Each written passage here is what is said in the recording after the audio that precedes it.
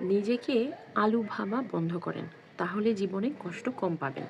আলুর সাথে কেন তুলনা করলাম? কারণ আমরা অনেক সময় ভাবি যে আমাদেরকে মাছের সাথেও ভালো লাগতে হবে, মাংসের সাথেও ভালো লাগতে হবে, আবার শুটকির সাথেও ভালো লাগতে হবে। কিন্তু একটা মানুষ একই সময়ে কখনো সবার কাছে ভালো হতে পারে না। আপনি একটা জিনিস খেয়াল করবেন যে একটা বাড়িতে যদি ২ টা বউ থাকে, একটা বউকে ধরেন শ্বশুর-শাশুড়ি অনেক আদর করে। আরেকটা বউ যতই চেষ্টা করুক, যতই ভালোবাসুক, সে শ্বশুর-শাশুড়ির কাছে কখনোই ভালো হইতে পারে না। কারণ তারা মাথায় এটাই সেট করে নেয় যে ওই বউটা ভালো না।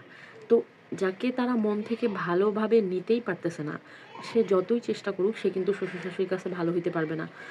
তাই অনেক সময় দেখা যায় অনেকে মানুষের কাছে ভালো হওয়ার জন্য বা একটু ভালোবাসা, একটু অ্যাপ্রিসিয়েশন পাওয়ার জন্য মানে নিজের কষ্ট হলেও এমন কাজ করে যেটা আসলে তার করতে খুবই কষ্ট হচ্ছে, বা ওটা আসলে তার কাজই না।